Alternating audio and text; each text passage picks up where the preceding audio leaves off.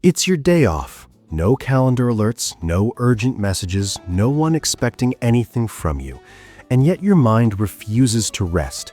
There's a quiet tension in your chest and a constant mental noise asking if you missed something, if you should just check, if there might be a problem you don't know about yet.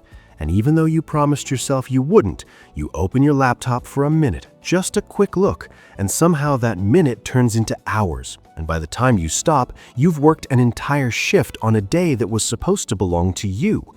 What's strange isn't just that you worked, it's how you feel afterward. Calmer, grounded, almost relieved, like you've earned the right to relax now. And when people tell you to slow down or take a break or disconnect, it sounds nice in theory, but the moment you actually try, the discomfort hits harder than the work ever did. The guilt becomes louder than the exhaustion, and suddenly stopping feels more painful than continuing. And the reason this happens usually starts with self-worth, because somewhere along the way, productivity stopped being something you do and became proof of who you are, proof that you're useful, proof that you deserve space, proof that you matter. And when the work stops, that proof disappears, leaving you alone with uncomfortable questions about whether you're still valuable when you're not producing, whether you still matter when you're resting. And those questions hurt enough that working feels easier than answering them. Psychologists call this conditional self-worth, where your sense of value is tied to output.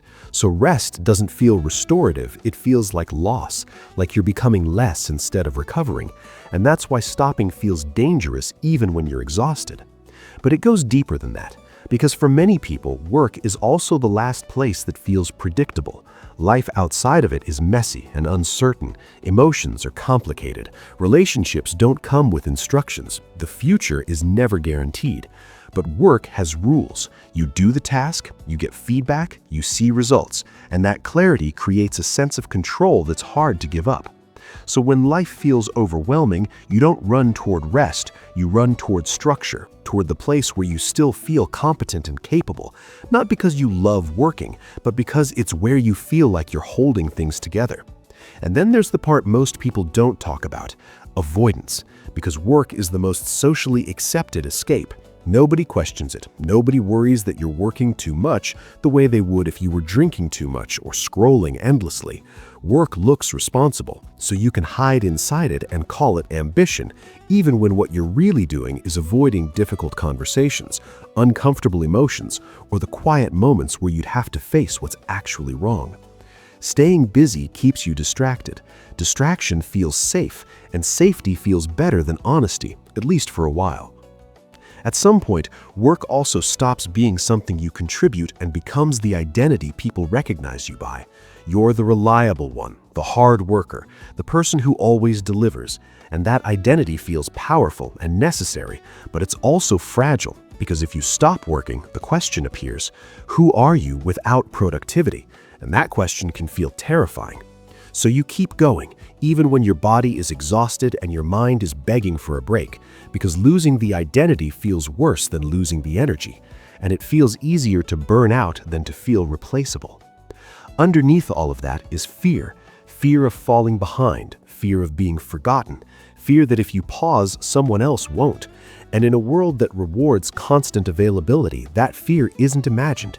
You've seen what happens to people who step away and come back to find their role smaller or their influence gone. So you stay online, you stay reachable, you stay working, not because you enjoy it, but because stopping feels like a risk you can't afford to take. And finally, there's the simplest truth. You were never taught how to rest. Rest wasn't modeled or protected or respected. You learned that effort equals worth, that success comes from exhaustion, and that rest is something you earn instead of something you need. So now when you slow down, it feels wrong, like you're breaking a rule, and instead of resting, you feel anxious about not working, which defeats the entire point. So you go back to what you know. Work, because at least there you feel competent, at least there you're not failing at rest. And no, this doesn't mean you're weak or lazy or ungrateful. It means you're caught in a cycle where work became the solution to everything. Proof of worth, source of control, hiding place from pain, identity, protection from fear, and a replacement for rest you never learned how to take. Breaking that cycle isn't about working less or becoming less ambitious. It's about discovering who you are when you're not producing, when you're not busy, when nothing needs to be proven. And that might be the hardest work you'll ever do. If this feels uncomfortably familiar, leave a comment. And if you want more psychology like this, make sure you subscribe.